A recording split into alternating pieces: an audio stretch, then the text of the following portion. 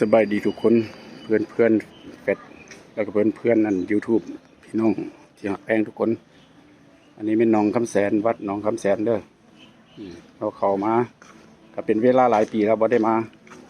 แต่พูนแต่เพิ่นตั้งสิมใหม่พุ่นละแล้วก็เพิ่นตั้งอันกุฏิอันเบื้องเด้อยังบ่แล้ว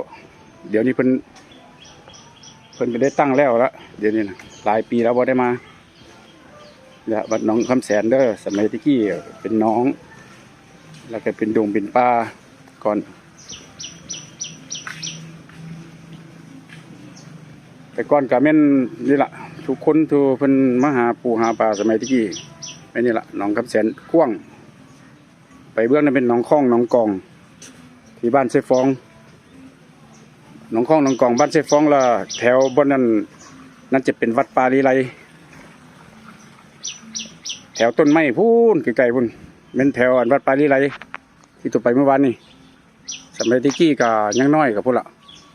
ย่างขามมาจะใช้ฟองมาตึกเบ็ดตึกก้างแต่ก่อนตึกมองใช้เบ็ดส่วนหลายละหนองคลองหนองกองเป็นเบื้องนั่นนี่ละวัดหนองคำแสนแต่ก่อนเพิ่นก็จะเป็นป่าเนาะเป็นป่าเป็นโคกอันนี้จะได้เกี่ยวมาเบื้องอันทางเพิ่นเฮ็ดพญานาคเนี่ยปู่ยังซื้อเพิ่นก็บ่จือแต่ก่อนสมัยที่กี้มาบ่มีนี่ล่ะวัดหนองคำแสนที่คุ้มทินเพียสุดเมืองทินเพียหักคุ้มหนองคำแสนไปเบื้องนั้นจะเป็นบ้านสิฐานใต้โคกสายสมัยก่อนเป็นป่าผือมีแต่ต้นผือต้นนั่นนี่อยู่นองนี่อันนี้เป็นทายเอาตะคาเป็นเฮ็ดแล้วนี่เขาก็หาสิได้มาล่ะวัดหนองคำแสน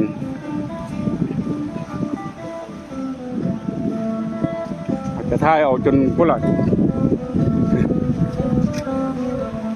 อาจจะนั่นมาถ่ายหูใหม่อันนี้เขาจะออกเฟซออกยังก่อนอันนี้จะเป็นพระเพื่อนนี่เป็นแต่พุ่นละสมัยอันมีเต็งงัวเต็งควายอยู่แถวนี้แต่คราวนี้เพิ่นมาตั้งอันเหาะใส่พระสององค์นี้มันตั้งแต่ดึกดำบรรพ์เกิดมาก็เห็นละสบายนี่แหละเป็นวัดที่เก่าแก่หลายแต่ก้อนหันมีได้สององค์เพิ่นตั้งนี่แหละเวลาวันนี้เขามาก็จนเพิ่นสร้างก็เจริญหลายก็บ่ได้มาหลายปีละ10 ปีบ่ได้มาจนเพิ่นแล้วก็เอามาถ่าย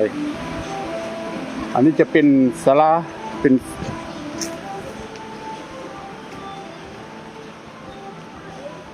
อันนี้เป็นกระสร้างแล้วเนี่ย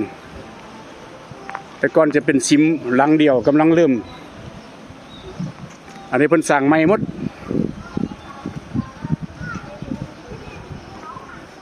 ถ้าเป็นซิมเก่าเลยไม่พูดละซิมเพิ่นตั้งแต่ดึกดำบรรพ์มันอยู่เบื้องนั้น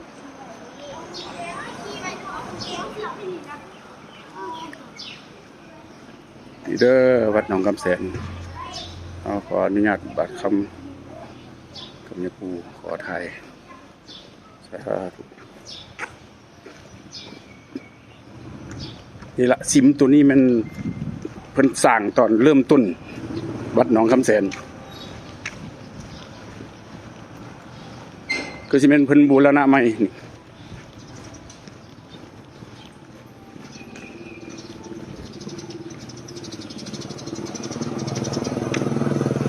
อย่างเริ่มต้นเป็นซิมตัวนี้ซิมนี้ที่ตอนเริ่มเพิ่นบูรณะตั้งวัดหนองคำแสนมาแต่สมัยก่อนจะบ่มีศาลาจะบ่มีหอแจกมีตั้งแต่ป่าแล้วก็มีพระสององค์เพิ่นอยู่เพิ่นแต่ดึกดำบรรพ์พุ่นละแล้วนี่เพิ่นก็แต่ข้าเพิ่นเฮ็ดใหม่นี่หาสิได้มาล่ะมื้อนี้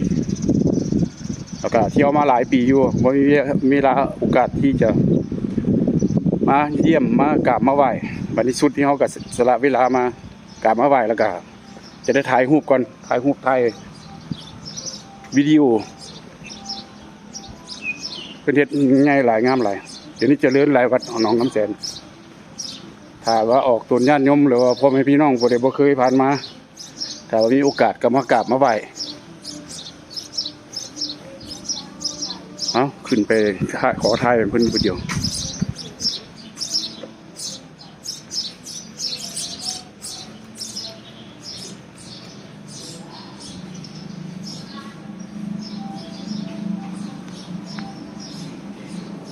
กว้างหลาย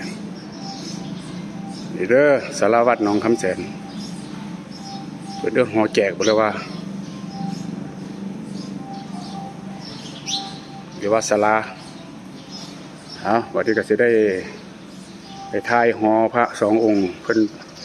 แต่ก่อนบ่มีหอแต่ก่อนมาตะกี้ก็มีแต่พระสององค์เพิ่นตั้งอยู่ธรรมชาติธรรมดาแต่สมัยมาตึกเบ็ดหาปลาอยู่นี่น้องนี่ล่ะพุ่นละแต่น้อยไล่ตั้งแต่น้อยมาพุ่นละเดี๋ยวนี้เพิ่นก็คือสิบ่มีไปหาปลาติเดี๋ยวนี้วันนี้ก็ขอลาทุกคน